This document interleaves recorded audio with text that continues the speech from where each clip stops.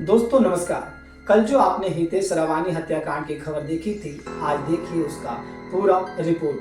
Police ने शुरुआती पुष्टि की है कि पत्थरों से सिर पर हुए घाव के कारण युवक की मौत हुई और यह पत्थर घटनास्थल पर मिले थे, जिन पर खून के दाग स्पष्ट दिख रहे थे। पुलिस मामले की गहनता से जांच कर रही है और मोबाइल कॉल डिटेल्स, मौके से मिले फॉरेंसिक साक्ष्य और आसपास के सीसीटीवी फुटेज की पड़ताल कर रही है। मृतक के चाचा टुन्नू रवानी ने स्पष्ट आरोप लगाया है। उन्होंने बरमसिया के कचरा गोदाम संचालक दिलीप राम और महिला नेता के पुत्र शक्ति सिंह पर संदेह जताया है।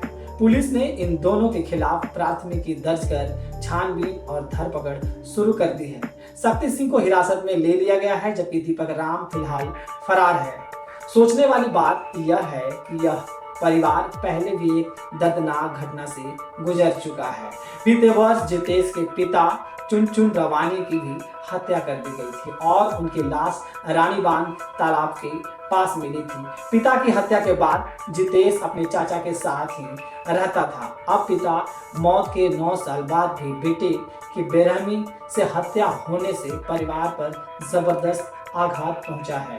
हितेश की लाश अगर कोई देख ले तो कई दिनों तक खाना न खाए। ऐसी हालत में उस लाश को बरामद किया गया था। सूत्रों के अनुसार जितेश पुणे की एक फैक्ट्री में काम करता था और गैस की दिक्कत के कारण लगभग 1 सप्ताह पहले घर लौटा था। यहाँ वह केटरिंग के काम में भी हाथ बटा रहा था। परिजनों का कहना है कि जितेश के लौटने के कुछ ही दिनों के भीतर यह दर्दनाक वारदात हो गई।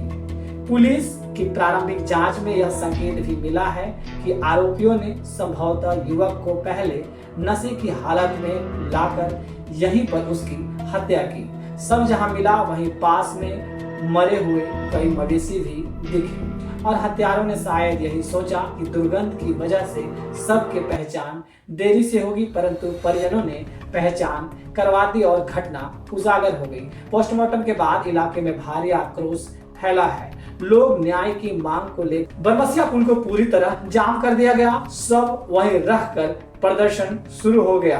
करीब 6 घंटे तक जाम चला और प्रदर्शनकारियों व पुलिस के बीच कई बार नोक-झोंक हुई, झड़पें भी हुई। लोगों का गुस्सा इसलिए बढ़ा है क्योंकि उन्हें डर है कि अगर दोषियों पर सख्त कार्रवाई नहीं हुई तो इस तरह की घटनाएं और बढ़ेंगी। मौके पर धनसार थाना, बैंक मोड़ थाना और धनबाद थाना के फोर्स ने स्थिति संभाला। मेयर संजीव सिंह ने परिजनों से मुलाकात कर उन्हें प्रशासनिक मदद व हत्यारों को शीघ्र गिरफ्तारी का आश्वासन दिया है। प्रशासन ने मृतक की बहन को रोजगार दिलाने का भी भरोसा जताया है ताकि परिजन किसी तरह आर्थिक दबाव में ना रहे।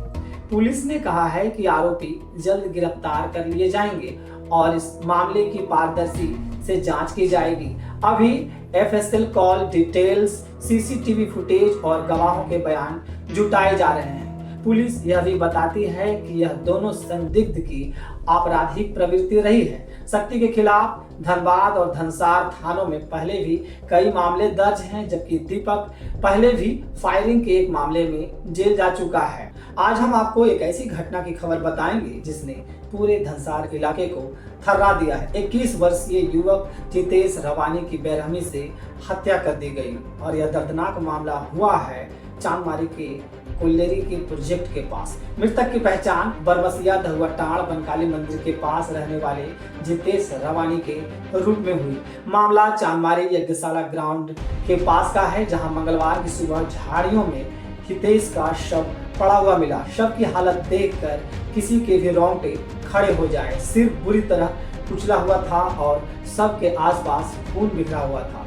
मृतक के सिर के पास 2 बड़े पत्थर पड़े थे जिन पर खून स्पष्ट दिख रहा था। पुलिस ने घटनास्थल पर मिले सबूतों को कब्जे में लेकर शव को पोस्टमार्टम के लिए SNM-MMCH धनबाद मेडिकल कॉलेज भेज दिया। प्रारंभिक जांच में शव के सिर पर मिले घावों को मौत का मुख्य कारण बताया गया है। घटना की गहराइयों में जाएं तो यह साफ दिखता है, यह कोई अचानक हुई झड़प नहीं थी बल्कि सुनियोजित साजिश लगती है। स्थानीय लोगों का कहना है कि चांदमारी यज्ञशाला ग्राउंड के पास अक्सर मरे हुए मवेशी फेंके जाते हैं और भारी दुर्गंध के कारण लोग रातों क्या दिन में भी उधर बहुत कम आते जाते हैं। संभवतः यही वजह रही कि हत्यारों ने इस सुनसान जगह को हत्या के लिए चुना।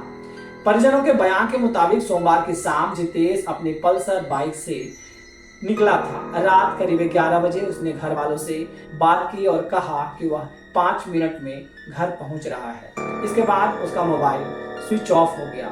रात करीब 1:30 बजे मोबाइल फिर ऑन हुआ लेकिन कॉल रिसीव नहीं हुई।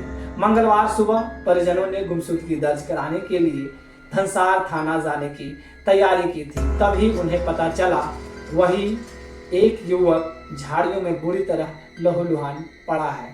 स्थानीय लोगों ने पुलिस को सूचित किया। मौके पर पहुंची पुलिस ने शव को अपने कब्जे में लिया और पास पड़ी बाइक और पत्थरों को बरामद कर पंचनामा के लिए भेज दिया। शव की जेब में मोबाइल भी था जिसकी कॉल डिटेल्स की पुलिस अब घटना के हर पहलू की हकीकत जानने की कोशिश कर रही है। परिजनों और स्थानीय लोगों का कहना है कि वे न्याय की उम्मीद पर कायम है और दोषियों को सख्त सजा दिलाने के लिए सड़क से नहीं हटेंगे। उनका रोष समझना मुश्किल नहीं है। एक ऐसा परिवार जो पहले ही एक हत्याकांड में बिखर चुका है अब फिर उसी तरह के दर्द से गुजर रहा है। यह बात भी उल्लेखनीय है कि घटना की भयावहता और तरीका दर्शाते हैं कि अपराध कितने निर्दय हो सकते हैं। पत्थर से सिर कुचलना और शव को ऐसी बदबूदार जगह पर फेंक देना यह दिखाता है कि हत्यारों का इरादा पहचान मिटाने और सजा से बचने का था। पुलिस जनता से अपील कर रही है कि यदि किसी के पास घटना के आसपास की कोई जानकारी है, किसी संदिग्ध की आवाज, किसी वाहन का विवरण, सीसीटीवी फुटेज या अन्य कोई भी सुराग हो, तत्काल धनसार थाने या हमारी रिपोर्टिंग टीम को सूचित करें। आपकी छोटी सी सूचना किसी बड़े खुलासे की कुंजी बन सकती है। हम यह भी दोहराते हैं कि आरोप अभी जांच के चरण में है। किसी पर भी दोष तय करना न्यायिक प्रक्रिया का विषय है, इसलिए हम शब्दों का इस्तेमाल करते समय सावधानी बरतते हैं। धनबाद न्यूज टेलीविजन इस पूरे मामले पर लगातार नजर रखेगा। जैसे ही पुलिस की फॉरेंसिक रिपोर्ट और अन्य जांच पड़ताल की जानकारी हमें मिलेगी, हम उसे अपनी रिपोर्ट के माध्यम से आपके सामने रखेंगे। अंत में परिजनों के दर्द और इलाके के आक्रोश को समझते हुए हम सभी से आग्रह करते हैं, यदि आपके पास कोई भी जानकारी हो तो उसे पुलिस के साथ साझा करें ताकि दोषियों को जल्द से जल्द सजा मिल सके और परिवार को न्याय।